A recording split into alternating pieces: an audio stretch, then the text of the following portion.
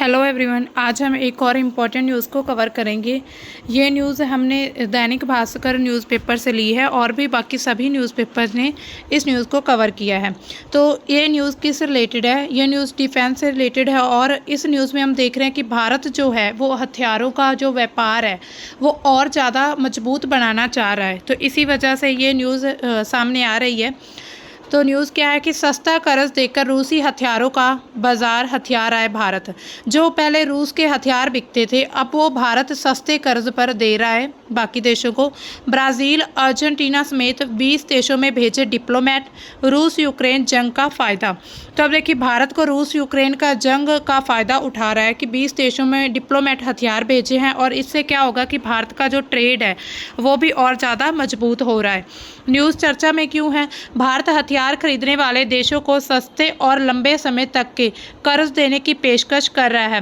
Target में वो देश है जो अब तक रूस से हथियार खरीदते रहे हैं। जो पहले रूस से हथियार खरीदते थे अब भारत का टारगेट है कि उन देशों को ये हथियार बेचे जाएं।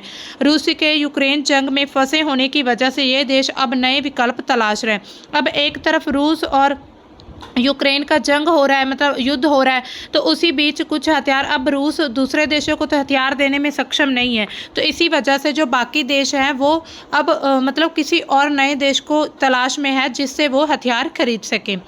भारत इसका फ़ायदा उठाने के लिए कोशिश कर रहा है, यह दावा रॉयटर्स की रिपोर्ट में किया गया है। रॉयटर्स ने एक रिपोर्ट पेश की है, उसमें ये दावा किया गया है भारत यूक्रेन के बाद दुनिया में सबसे ज़्यादा हथियार खरीदने वाला देश है। हालांकि पिछले कुछ सालों में सरकार हथियारों के निर्यात पर भी जोर दे रही है। यूक्रेन के बाद जो भारत है वो सबसे ज़्यादा हथियार खरीदता है और लेकिन अगर हम पिछले कुछ सालों में अगर हम देखें जो रिपोर्ट्स मतलब पेश की गई हैं उसमें देखें तो भारत के जो हथियार हैं उनका निर्यात भी निर्यात पर ज़्यादा ध्यान दिया जा रहा है। इसके लिए Bharat export import bank Exim bank के माध्यम से हथियार खरीदने के लिए कर्ज मुहैया करवा रहा है। तो अब देखिए, भारत का जो एक्जिम बैंक है, इंपोर्ट एक्सपोर्ट का ये बैंक होता है, उसके माध्यम से कर्ज देकर ये हथियार दे रहा है बाकी देशों को। इससे क्या होगा, भारत का व्यापार बढ़ेगा और भारत एक मतलब डेवलप्ड नेशन की तरफ बढ़ रहा है। रॉयटर्स ने 2 सरकारी अधिकारियों के हवाले से बताया है कि सरकार एक्जिम बैंक की मदद से हथियार खरीदने वाले देशों को कम ब्याज दरों और लंबे समय के लिए लोन देने के प्लान पर काम कर रही है। तो एक तरफ तो भारत क्या करेगा, एक्जिम बैंक की तरफ से लोन मतलब एक्जिम बैंक के थ्रू लोन देगा, वो भी सस्ता कर्ज देगा, मतलब कम ब्याज दर होंगी इसकी इस लोन की। इसका फ़ायदा उन देशों को मिलेगा जो राजनीतिक अस्थिरता या कम क्रेडिट रेटिंग की वजह से महंगे कर्ज नहीं उठा पाते। जो लोग महंगा कर्ज नहीं लेते, लोग नहीं देश की बात हो रही है यहाँ पर, जो देश महंगा कर्ज नहीं ले सकते उनके लिए ये बहुत अच्छा अवसर है। भारत ने इसके लिए ब्राज़ील, अर्जेंटीना के समेत 20 और देशों में अपने डिप्लोमेट भेजे हैं। तो भारत इस पर काम कर रहा है। अब देखिए, एक्जिम बैंक क्या है? एक्जिम बैंक का अर्थ है निर्यात आयात बैंक, एक्सपोर्ट इंपोर्ट बैंक। यह एक वित्तीय संस्था है जो निर्यात और आयात से संबंधित वित्तीय सहायता और सेवाएं प्रदान करती है। यह मुख्य रूप से भारत में विदेशी व्यापार को बढ़ावा देने और उसे सुविधाजनक बनाने का काम करती है। ये भारत सरकार के पूर्ण स्वामित्व वाली एक वित्तीय संस्था जो 1982 में स्थापित की गई थी। अब देखिए, इंपोर्ट एक्सपोर्ट क्या होता है? इंपोर्ट होता है कि भारत में जो चीज़ नहीं है, जिस वस्तु की पैदावार नहीं हो रही है, वो भारत बाहरले देशों से मंगवाता है, उसको कहते हैं आयात हो रहा है भारत में। और अगर जिस चीज़ की भारत में बहुत ज़्यादा पैदावार हो रही है और बाकी देशों को उस चीज़ की ज़रूरत है तो भारत उसे उन बाकी देशों को ये बेच रहा है, तो इसे कहते हैं निर्यात, इंपोर्ट एक्सपोर्ट। तो इसके लिए एक बैंक बनाया गया जिसके थ्रू इंपोर्ट एक्सपोर्ट का जितना भी जो, अब देखिए, भारत की करेंसी तो हर जगह तो मान्य नहीं है, तो इसी वजह से भारत जो होता है, जो यूएस की जो करेंसी है, इंटरनेशनल करेंसी, उसमें ही इंपोर्ट एक्सपोर्ट किया जाता है डॉलर में। तो इसी वजह से जो इंपोर्ट एक्सपोर्ट का बैंक है वो स्थापित किया गया था 1982 में। एक्जिम बैंक का मुख्य काम क्या है कि निर्यातकों और आयातकों को वित्तीय सहायता प्रदान करना, मतलब उनको फाइनेंशियली हेल्प करना, जो निर्यात और आयात करते हैं, जो कंपनियां निर्यात आयात करती हैं, ताकि वे अंतर्राष्ट्रीय व्यापार में बेहतर ढंग से भाग ले सकें। बैंक के अब मेन मुख्य कार्य क्या है कि निर्यातकों और आयातकों को वित्तीय सहायता प्रदान करना, अंतर्राष्ट्रीय व्यापार के लिए वित्तीय सहायता प्रदान करना, इंटरनेशनल लेवल पर इसके जरिए ट्रेड होता है, अन्य वित्तीय संस्थाओं के साथ समन्वय स्थापित करना, जो बाकी वित्तीय फाइनेंशियल जो मतलब संस्थाएं होती हैं उनके साथ जो भी उनका संपर्क या कनेक्शन वो बनाकर रखना, संयुक्त उद्यमों को वित्तीय सहायता प्रदान करना, विदेशी निवेश में सहायता करना, जो विदेशी निवेश होता है फॉरेन इन्वेस्टमेंट उसमें सहायता करना। एक्सिम बैंक के जरिए अब लोन क्यों बांट रहा है भारत को इसका क्या फ़ायदा होगा? भारत के ज़्यादातर बैंक हथियारों की बिक्री के लिए लोन देने में आनाकानी करते हैं। जो भारत के बाकी बैंक है वो हथियारों की जब बिक्री होती है ना तो लोन देने में वो मतलब आनाकानी जैसे वो ना ही देना चाहते हैं, ऐसी उनकी बात होती है। खासकर ऐसे देशों के साथ भारतीय बैंक सौदा नहीं करना चाहते जहां पर राजनीतिक जोखिम ज़्यादा है, लिहाजा एक्सिम को डिज़ाइन किया गया है। अब देखिए जहाँ पर राजनीतिक जोखिम मतलब अब देखिए कोई भारत में एक बैंक है, मान लीजिए हम एग्जाम्पल ले रहे हैं, अगर SBI बैंक है वो अगर किसी ऐसे देश को मतलब हथियार के लिए लोन दे देता है और वो देश बाद में मुकर जाता है, वह उसकी राजनीतिक फाइनेंशियली जो कुछ भी कंडीशन पॉलिटिकल कंडीशन उसकी अच्छी नहीं है, तो वो क्या होगा, SBI का सारा पैसा क्या होगा, डूब जाएगा।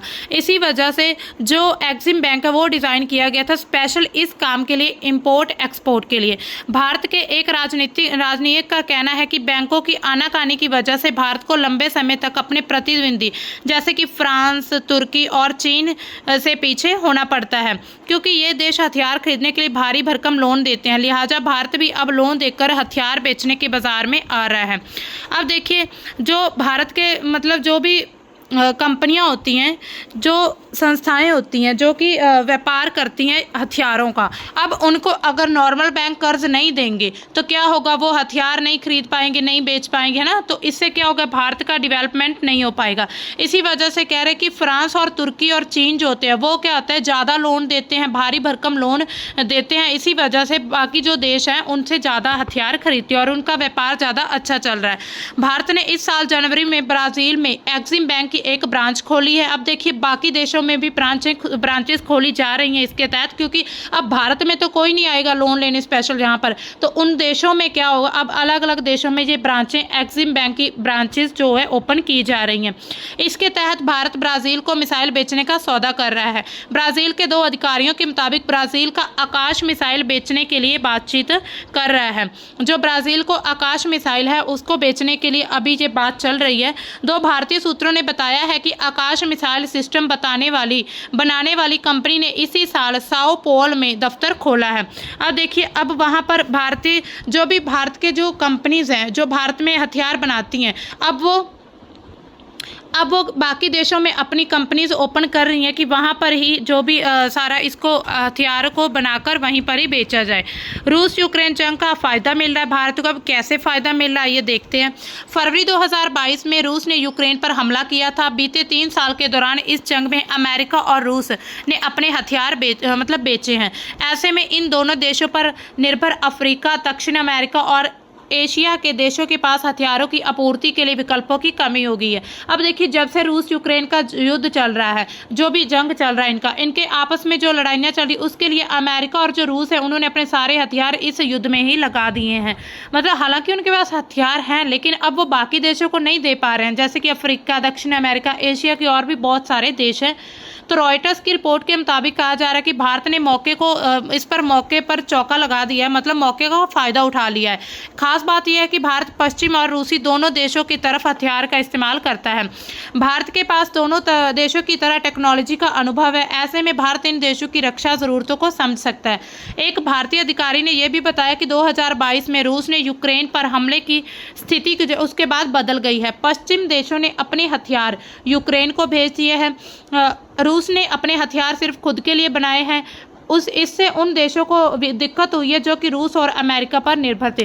अब देखिए मान लीजिए कोई देश ऐसे हैं, मान लीजिए दक्षिण अमेरिका की हम बात कर लेते हैं, साउथ अमेरिका की, तो उस पर क्या है कि उसने मान लीजिए वो रूस से हथियार खरीदता था या नॉर्थ अमेरिका से हथियार खरीदता था, लेकिन अब क्या रूस यूक्रेन का यहाँ पर युद्ध चल पड़ा, अब वो अपने हथियार इस युद्ध में यूज़ करेंगे, तो जो साउथ अमेरिका उसके पास हथियार उन्हें नहीं दिए जाएंगे। इसी वजह से वो अब नए विकल्प ढूंढ रहे हैं और इसीलिए इस जंग का फ़ायदा भारत को भी हो रहा है और भारत ने ये बहुत अच्छा अवसर संभाल लिया है कि मौके पर चौका लगा दिया है कि जो देश हथियार ढूंढ रहे थे उनको अब हथियार देने के लिए उन्होंने सस्ता कर्ज भी देना शुरू कर दिया है।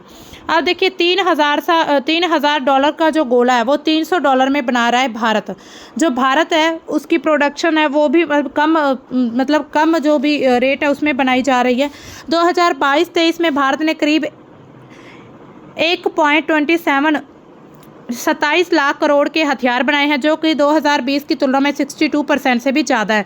भारत ने 2029 तक रक्षा निर्यात को $6 बिलियन तक पहुंचाने का लक्ष्य रखा है। अब देखिए भारत ने 2020 में जितने हथियार बनाए हैं उससे ज़्यादा अब 62% ज़्यादा बना रहा है। अब 23-24 की रिपोर्ट के मुताबिक अभी भारत में बने 155 मिलीमीटर के तोप के गोले $300 से $400 में बन जाते हैं, जबकि यूरोप में यही गोला $3,000 का बनता है, मतलब बिकता है।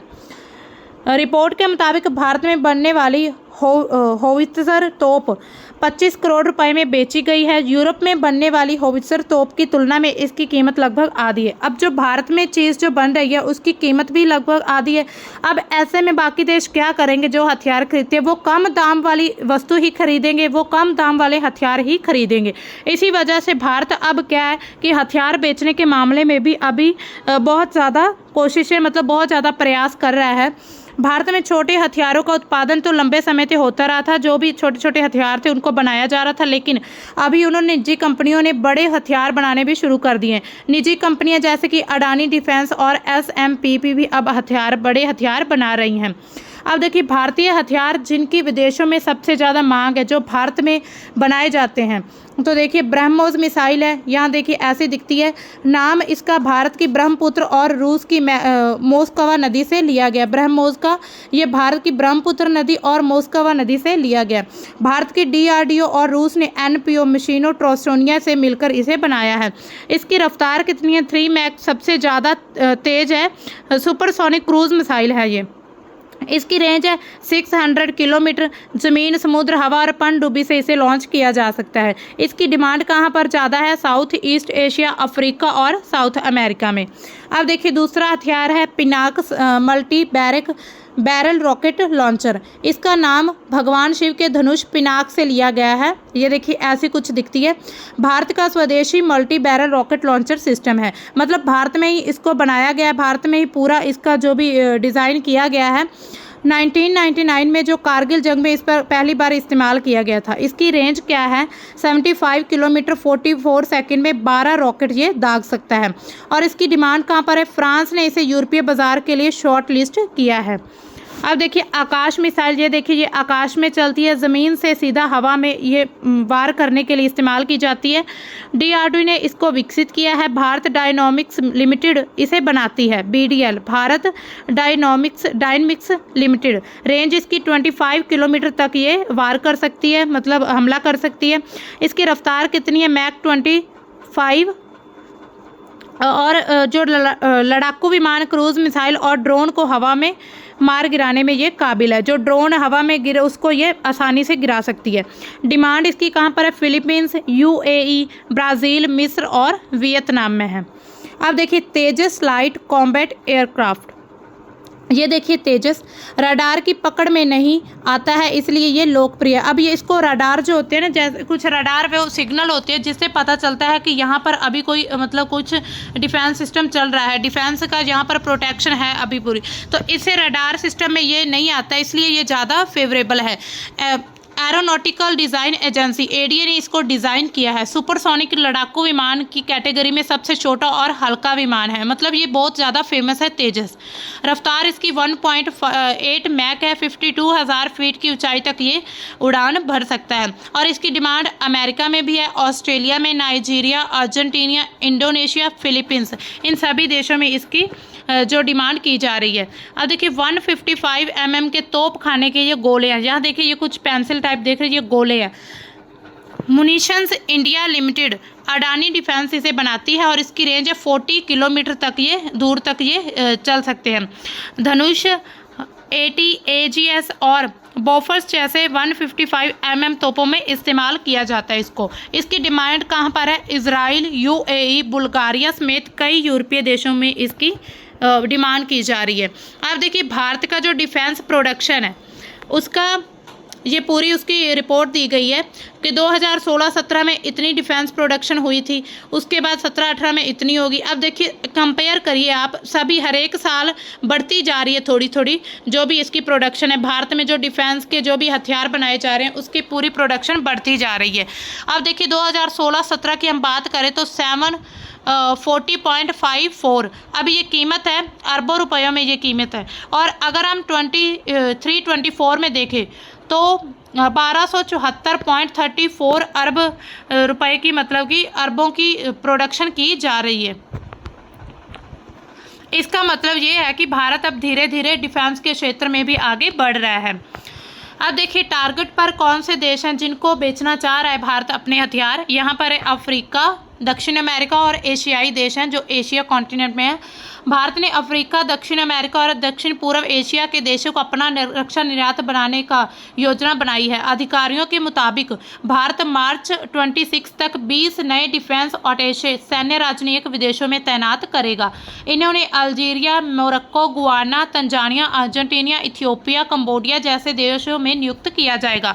भारत इन देशों को अपना रक्षा निर्यात बढ़ाने के लिए सबसे सही मानता है। भारत मानता है कि इन देशों को रक्षा निर्यात बढ़ाना चाहिए। दूसरी तरफ भारत पश्चिमी देशों में तैनात सैन्य राजनयिकों की संख्या कम करेगा। मतलब जो पश्चिम देश हैं वहां पर जितने भी भारत के जो सैन्य राजनयिक हैं वहां पर जो उनके डिफेंस के जो उन्होंने राजनयिक वहाँ पर किए हैं, तैनात किए हैं, उनकी संख्या कम कर देगा। इन्हें यहाँ से दूसरे देशों में भेजा जाएगा। इन राजनयिकों को भारतीय हथियारों को बढ़ावा देने और मेज़बान देशों की रक्षा ज़रूरतों का अध्ययन करने में मदद की जा रही है। भारत ने पिछले साल आर्मेनिया में सैन्य राजनयिक नियुक्त किया था। यहाँ भारत को सफलता मिली है। आर्मेनिया में भारत ने रूस के दबदबे को चुनौती दी है। आर्मेनिया कंट्री में भारत में पिछले साल सैन्य राजनयिक को यहाँ पर नियुक्त किया गया था और इससे क्या हुआ कि रूस का जो दबदबा था उसको चुनौती मिली, क्योंकि रूस ने दबदबा बना रखा था आर्मेनिया पर। Stockholm International Peace Research Institute के मुताबिक, सिप्री के मुताबिक 22-24 तक आर्मेनिया के हथियारों के कुल आयात में भारत की हिस्सेदारी 43% रही है, जबकि 2018 में भारत की हिस्सेदारी 0% थी। अब देखिए 2018 में 0% थी हिस्सेदारी, अब आज जो 2024 तक है 43% हो चुकी है। तो आप इससे अंदाज़ा लगा सकते हैं कि भारत बहुत ही तेज़ी से जो डिफेंस क्षेत्र में आगे बढ़ रहा है। अब देखिए DRDO क्या है, जो कि एक ये हम देख लेते हैं क्या कि defence research and development organisation है, इसके नाम से इसे जाना जाता है। इसकी फुल फॉर्म है भारत सरकार के रक्षा मंत्रालय के अधीन ये काम करती है, एक विकास संगठन है। इसका मुख्य उद्देश्य है कि भारत को अत्याधुनिक रक्षा प्रौद्योगिकियों से लैस करना और स्वदेशी रक्षा प्रौद्योगिकियों और प्रणालियों में आत्मनिर्भरता हासिल करना है। मतलब भारत पूरी तरह से इंडिपेंडेंट हो अपने रक्षा के क्षेत्र में, डिफेंस क्षेत्र में। DRDO की स्थापना 1958 में हुई थी और वर्तमान में इसकी 51 प्रयोगशालाएं हैं। अब देखिए DRDO का मुख्य लक्ष्य क्या है? भारत को आत्मनिर्भर बनाना। अगर भारत में हर एक वो हथियार बनाया जाएगा तो भारत को किसी और देश से हथियार खरीदने की ज़रूरत नहीं होगी। इस वजह से क्या होगा, एक तो भारत अपने हथियारों का निर्यात ज़्यादा से ज़्यादा कर पाएगा अगर ज़्यादा हथियार बनेंगे। इससे क्या होगा, ट्रेड बढ़ेगा भारत का और भारत विकसित देशों की तरफ बढ़ना शुरू कर रहा है। और एक तो ये होगा कि अगर भारत में कोई भी अगर किसी देश की कोई अनबन होती है, कोई युद्ध की स्थिति पैदा होती है, तो भारत के पास इतने सफिशेंट हथियार होने चाहिए कि इसको किसी और देश पर निर्भर ना होना पड़े, क्योंकि देशों का क्या है वो कभी भी मुकर सकते हैं। तो DRDO अनुसंधान, विकास, डिज़ाइन और रक्षा क्षेत्र में प्रणालियों, उपकरणों का निर्माण करना है। DRDO में 5000 से अधिक वैज्ञानिक और 25000 से अधिक तकनीकी कर्मचारी कार्यरत है। DRDO जो संस्था है उसमें 5000 से ज़्यादा वैज्ञानिक है, साइंटिस्ट, और 25000 से ज़्यादा जो कर्मचारी हैं, जो टेक्नोलॉजी जिनको टेक्नोलॉजी का यूज़ करना सारा कुछ आता है, वो 25000 है। DRDO ने कई बड़ी परियोजनाओं पर भी काम किया है, जिसमें इसने मिसाइल बनाई हैं, विमान और और अन्य रक्षा उपकरण शामिल किए हैं। तो DRDO हर एक तरह के हथियार, हर एक तरह की टेक्नोलॉजी बनाने के साथ आगे बढ़ रहा है। DRDO देश की रक्षा के लिए एक महत्वपूर्ण संगठन है। भारत को आत्मनिर्भर बनाने और अपनी रक्षा क्षमताओं को मजबूत करने के लिए उन्नत रक्षा प्रौद्योगिकियों का विकास करता है। DRDO के काम से भारत की रक्षा प्रणाली को मजबूत करने और देश की सुरक्षा निश्चित करने में मदद मिलती है। तो भारत का अगर हम देखें तो भारत का जो डिफेंस सिस्टम इतना अच्छा बढ़िया है तो वो DRDO की वजह से ही है। ये भारत की रक्षा प्रणाली को और ज़्यादा मजबूत बनाता है और आगे भी इसके लिए काम कर रहा है। तो ये थी हमारी आज की न्यूज़। मिलते हैं हम अपनी नेक्स्ट न्यूज़ के साथ, तब तक के लिए बाय। Thanks for watching.